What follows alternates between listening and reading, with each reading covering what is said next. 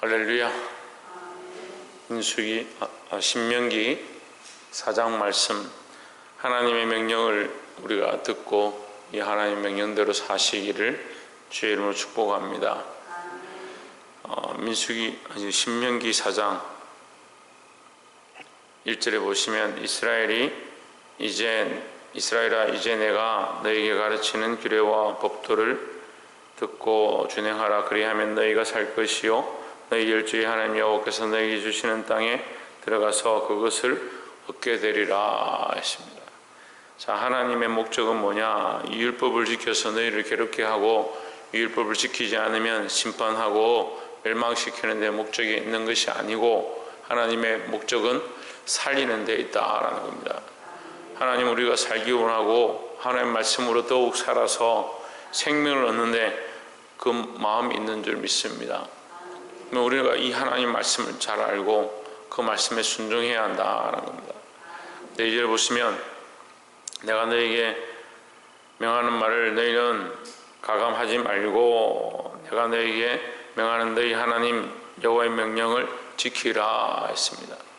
뭐 하지 말라고 하느냐? 가감하지 말라. 이 가감한다는 게 뭐냐면 내 생각으로 바꾼다는 겁니다.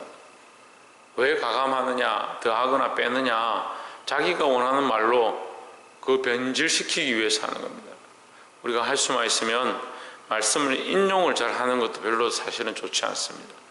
말씀을 인용할 때 대부분은 그 말하고자 하는 목적을 이루기 위해서 말씀의 어떠한 부분을 찾아와서 거기다 인용하는데 그것도 사실은 조심해야 됩니다. 우리가 인용하고자 하는 그 목적이 잘못되어지면 말씀을 끌고 와서 여기다 붙일 때에 이게 잘못될 수 있는 겁니다. 우리가 하나님 말씀을 내 목적과 내 생각을 가지고 거기에다 인용하거나 붙이지 않도록 조심해야 되고, 특별히 말씀을 갖다 쓰면 다 거룩하다, 그렇지 않습니다. 하나님 말씀은 거룩하죠. 근데 쓰는 자들이 거룩하게 쓰지 않는 것이 문제다. 마귀도 예수님을 시험할 때에 말씀을 갖다가 씁니다. 많은 악한 사람들이, 바리새인들도 말씀을 갖다가 예수님을 시험합니다. 그러니까 말씀을 갖다 쓴다고 해서 다 거룩한 게 아니에요. 말씀이 다 쓰는 것 자체가 다 거룩한 게 아닙니다. 말씀이 거룩하지 않은 게 아니지만 그것을 우리가 원하는 대로 쓸 때에 이게 잘못된다는 겁니다. 그래서 말씀의 뜻을 잘 알고 하나님의 목적을 잘 알고 하나님 우리를 살리게 하시고자 영원히 살게 하시고자 하나님을 더 알게 하시고자 우리에게 복 주시고자 하는 이 말씀임을 깨달아 알아서 내가 원하는 대로 바꾸지 않아야 된다는 거예요. 우리 가감은 누가 하느냐? 하나님이 가감하는 게 아니죠. 누가 합니까? 우리가 자의적으로 가감하는 겁니다. 말씀을 자기 목적을 위해서 쓰면 안 된다는 겁니다. 요즘 설교자들이 이게 설교할 때 보니까 어떠한 목적을 위해서 자기가 전하고자 하는 제목을 정해놓고 거기에 따라서 말씀을 끼워 맞추는데 그것도 잘못됐습니다. 이게 정말 조심해야 됩니다. 특별히 하나님 말씀을 우리가 떼거나 붙이거나 하는 것 정말 조심해야 하고, 이 말씀을 나의 목적을 위해서 쓰는 것이 정말 큰 죄다라는 것을 알아야 합니다. 그래서 우리가 이 선한 분별력들을 가지되 이것이 하나님의 뜻인가 사람의 뜻인가 그걸 분별할 수 있는 눈들을 가져야 하고, 자기를 위해서 쓰는 것이 아니라 하나님의 영광을 위해서 쓸 수 있는 저와 여러분 되시기를 주의 이름으로 축원합니다.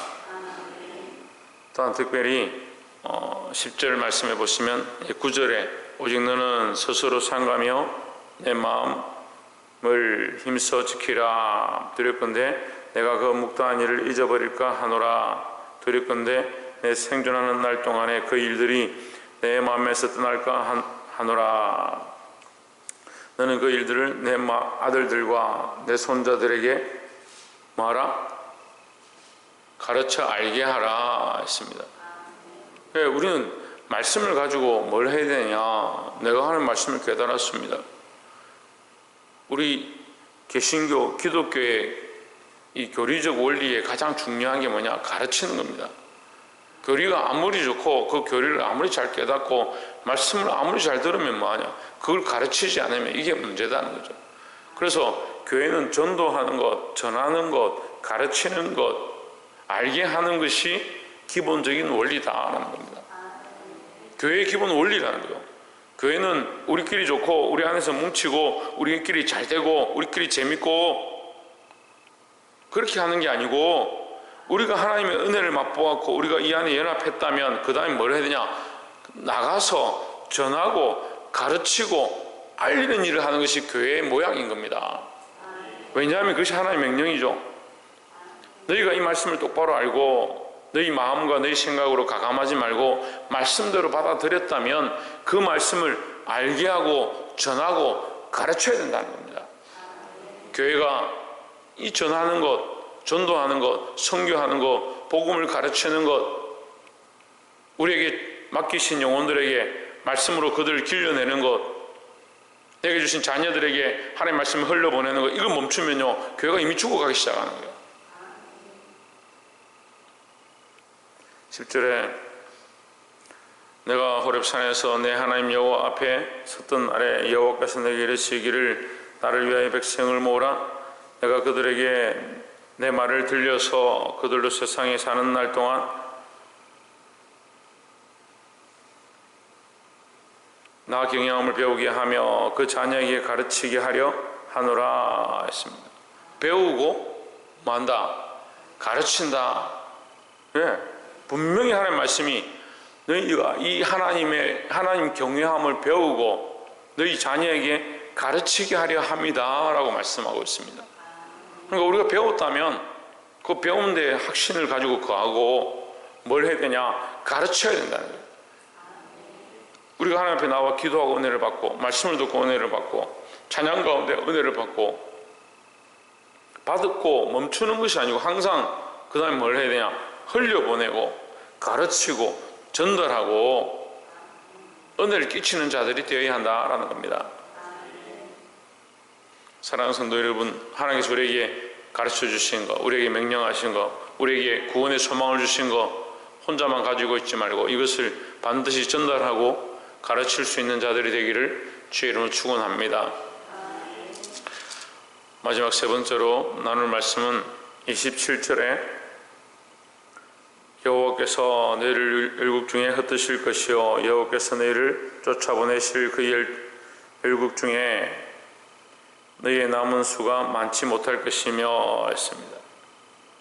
자, 어떻게 보면 이 27절은 예언의 말씀이라고 볼 수 있습니다. 이 이스라엘 백성들이 만약에 하나님 말씀을 듣지 아니하고 하나님 말씀을 청종하지 아니하고 어떤 형상으로든지 땅 아래에 있는 것이나 땅 위에 있는 것이나 물에 있는 것이나 그 형상들로 우상을 만들고 너희가 그 하늘 성신을 섬기기 시작하면 내가 반드시 너희를 쫓아낼 것이다.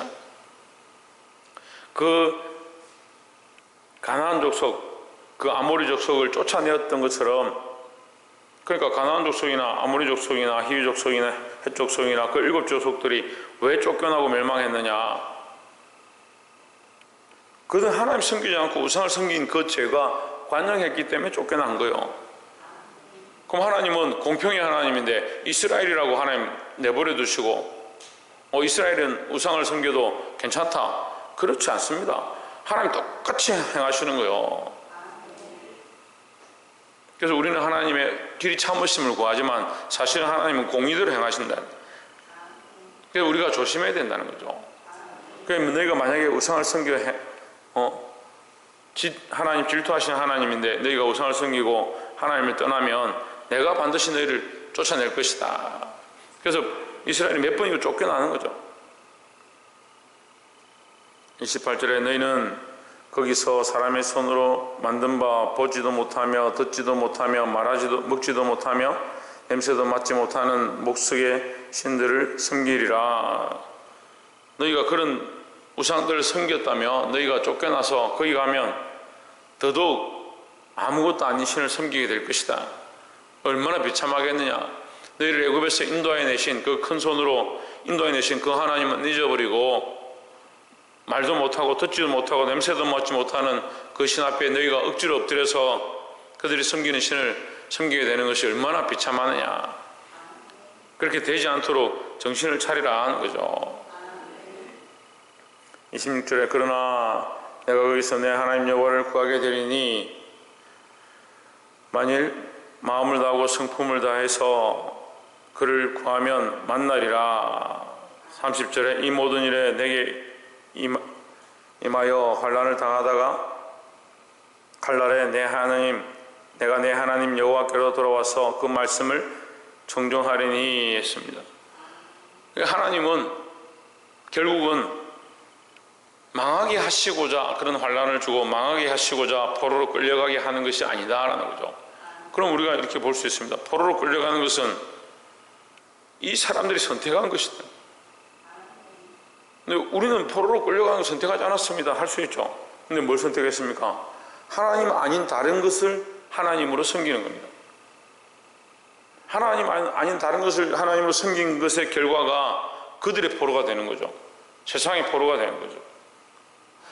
그러니까 여러분 너무 단순하게 제가 말씀드리는 것 같은데 간단히 말씀드리면 재물을 섬기는 사람은 재물의 포로가 됩니다. 우상을 섬기고 조상을 섬기는 사람들은 조상의 포로가 됩니다. 결국 그것을 위해서 자기 시간들과 자기 육체와 자기 삶을 거기에다 헌신하는 겁니다.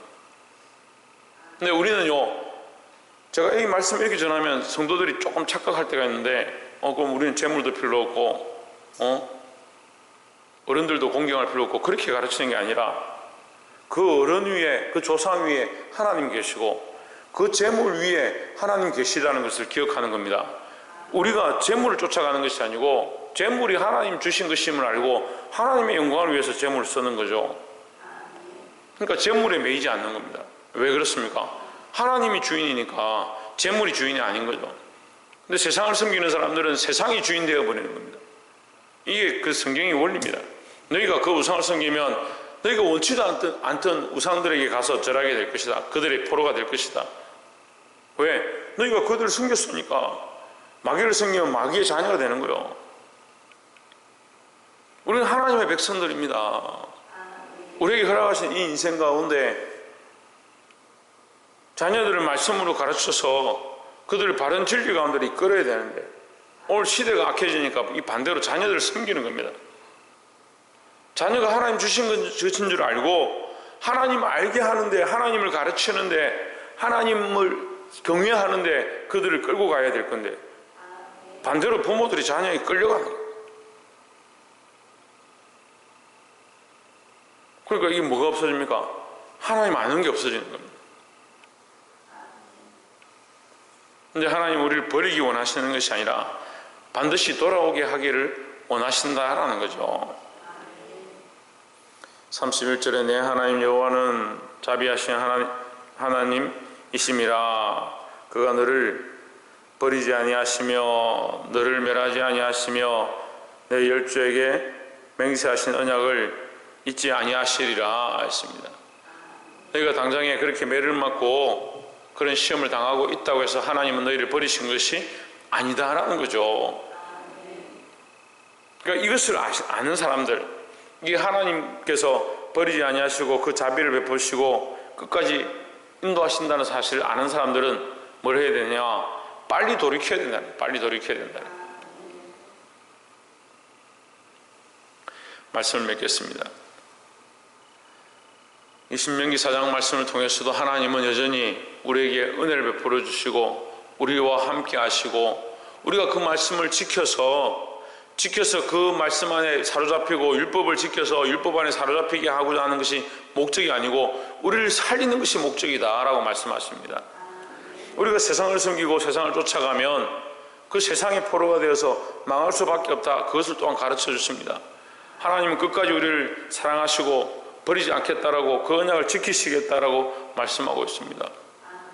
여러분 우리가 이 말씀을 기억해서 세상으로 자꾸 가지 말고 내가 잊어버렸던 수많은 길 가운데 그 길에 그들을 섬기는 것이 아니고 세상을 섬기는 것이 아니고 하나님을 섬기는 방법들을 깨닫고 하나님 앞으로 다시 나와 회복되어지기를 주의 이름으로 축복합니다. 특별히 말씀을 깨닫고 하나님의 인도하심을 우리가 알았다면 뭘 해야 되느냐? 이것을 가르치고 전달하고 알리는 일들을 해야 된다라는 겁니다. 이 일들을 온전히 감당함으로 교회의 모습으로 살게 되어지고 하나님 기뻐하신 거룩한 백성으로 세상 가운데 살아 승리하기를 주의 이름으로 축복합니다. 기도하겠습니다.